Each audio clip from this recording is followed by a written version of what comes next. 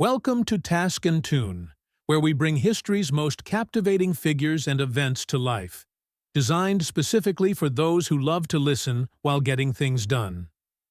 Whether you're driving, working, or simply relaxing, this is your go-to audio channel for fascinating stories that keep your hands free and your mind engaged.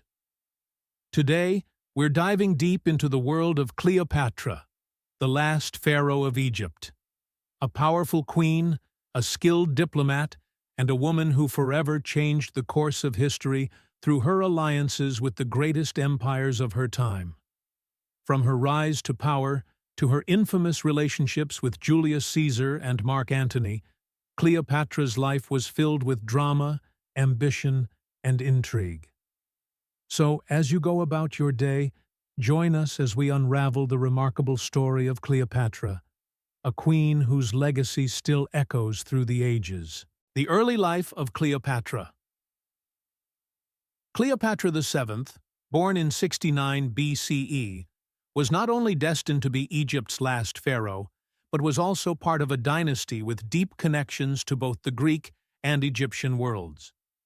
Cleopatra's lineage was part of the Ptolemaic dynasty, a family of Macedonian Greek origin that had ruled Egypt for nearly 300 years following the conquests of Alexander the Great.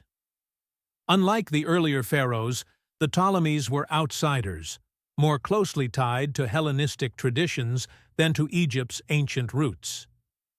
Cleopatra's early life was one of privilege, power, and pressure.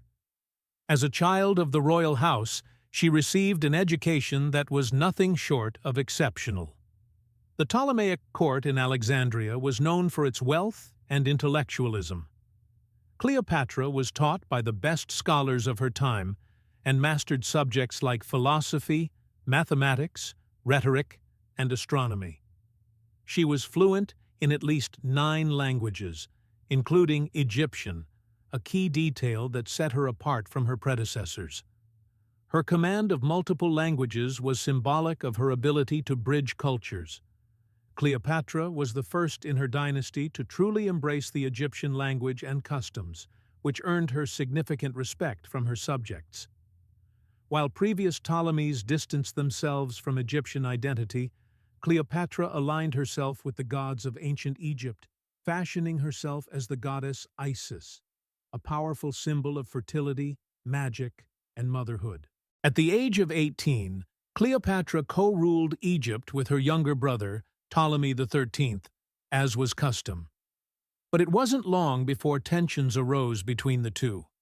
Cleopatra sought to consolidate power, while her brother's advisors plotted against her, leading to her eventual exile. But Cleopatra wasn't one to be easily defeated. As political turmoil brewed, she plotted her return to power, seeking alliances that would change her fate forever. Cleopatra and Julius Caesar. In 48 BCE, Cleopatra famously aligned herself with Julius Caesar, one of Rome's most powerful generals.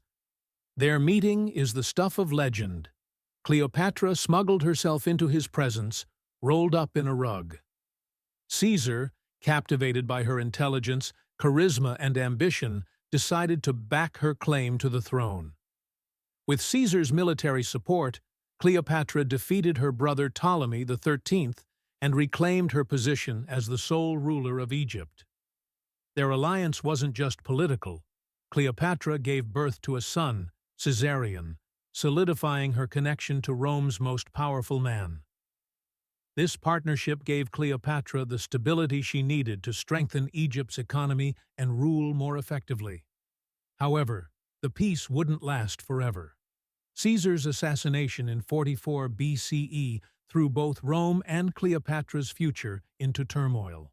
Cleopatra and Mark Antony. With Caesar gone, Rome was thrown into civil war. Cleopatra knew her survival depended on forging new alliances. Enter Mark Antony, one of Rome's most powerful generals and part of the Second Triumvirate. Their meeting in 41 BCE was as much political as it was romantic. Cleopatra and Antony's relationship was a blend of passion and strategy. Antony needed Egypt's wealth and resources for his campaigns, while Cleopatra saw Antony as her best hope to maintain Egypt's independence in a Roman-dominated world. Together, they had 3 children and built a powerful alliance. Cleopatra even declared that her son, Caesarion, was the legitimate heir to Julius Caesar, a move that angered Rome. The fall of Cleopatra and Egypt. As the sun began to set on Cleopatra's reign, a new power was rising in Rome. Octavian, the adopted son and heir of Julius Caesar. Cleopatra's once formidable position was crumbling as Rome's internal conflicts escalated into civil war. The stakes were high, and Cleopatra's long-standing alliance with Mark Antony, one of the most powerful men in Rome, would ultimately lead to her undoing. In the aftermath of Julius Caesar's assassination, Rome was divided between the forces loyal to Octavian and those allied with Mark Antony. While Octavian consolidated power in the west, Antony took command of the eastern provinces and found his support in Cleopatra, Queen of Egypt. Their relationship wasn't just a passionate affair. It was also a strategic alliance, one that threatened Octavian's ambitions. While Octavian strengthened his political base in Rome, Antony spent much of his time in Alexandria. He and Cleopatra lived in spectacular opulence, with Antony relying heavily on Egypt's wealth to fund his campaigns in the east. But this relationship, once Cleopatra's greatest asset, would soon become her greatest liability. Declaration of war on Cleopatra. By 32 BCE, tensions reached a breaking point. Octavian, ever the shrewd politician, launched a propaganda campaign against Cleopatra, portraying her as a dangerous foreign queen who had bewitched Antony and was using him to subjugate Rome. He famously claimed that Antony had pledged Roman lands to Cleopatra and their children, a betrayal in the eyes of the Roman people.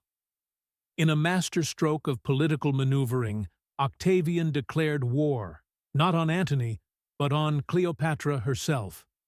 By framing the conflict as a defense of Rome against an ambitious and manipulative foreign queen, Octavian rallied the Senate and the people behind him.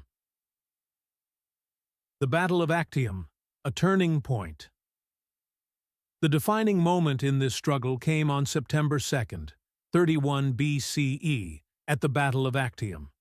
Cleopatra and Antony had amassed a large fleet, but Octavian's forces, commanded by the brilliant general Agrippa, were well prepared. As the two fleets clashed in a fierce naval battle off the western coast of Greece, it became clear that Cleopatra and Antony were losing.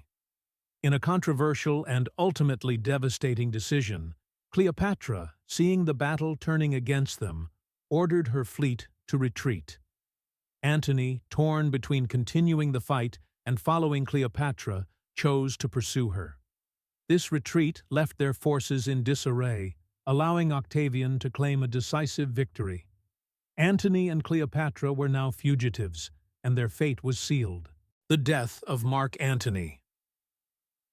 Facing inevitable defeat, Mark Antony received devastating false news that Cleopatra had taken her own life.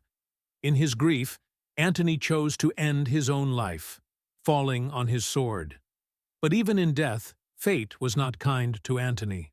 He lived long enough to learn that Cleopatra was still alive, dying in her arms shortly after. With Antony gone, Cleopatra's last hope for salvation had vanished. The queen, who had outwitted and outlasted so many of her enemies, now faced a choice: life as a prisoner in Octavian's triumph, or death on her own terms. Cleopatra's final act: suicide or strategy? Cleopatra, unwilling to be paraded through Rome as a trophy of Octavian's victory, chose death. On August 12, 30 BCE, she arranged to be bitten by an asp, a venomous snake, though some historians suggest other methods. Cleopatra died at the age of 39, leaving behind a legacy as Egypt's last pharaoh and one of the most complex figures in history. Her death was not just a personal decision, It was a final act of defiance, a refusal to let her enemies dictate the terms of her end. Cleopatra's suicide marked the end of the Ptolemaic dynasty and the beginning of a new chapter for Egypt as a Roman province. The aftermath. Egypt becomes a Roman province. With Cleopatra's death, Egypt, the last major Hellenistic kingdom, became part of the Roman Empire. Octavian would soon be crowned as Augustus, the first emperor of Rome, marking the end of the Roman Republic and the beginning of the Roman Empire. For nearly 300 years, the Ptolemies had ruled Egypt, a kingdom that had once been the jewel of the ancient world. Now, it was reduced to a province, its vast wealth flowing into the coffers of Rome. But Cleopatra's legacy as a powerful, intelligent, and fiercely independent ruler lived on, immortalized in art, literature, and history. Cleopatra's enduring legacy. Even after her death, Cleopatra's influence continued to resonate through the centuries. Her story, filled with love, power, and tragedy, has inspired countless works of art, literature, and film. Whether portrayed as a seductress, a tragic heroine, or a brilliant strategist, Cleopatra remains one of history's most enigmatic figures. Though her reign ended in tragedy, Cleopatra's legacy endures. Her name forever tied to the glory and grandeur of ancient Egypt and the political machinations of Rome. Cleopatra may have been the last pharaoh of Egypt, but her story lives on as one of the greatest examples of leadership and resilience in history. Thank you for listening to Task and Tune, where history comes to life. Be sure to subscribe and tune in for more fascinating stories about the figures who shaped our world.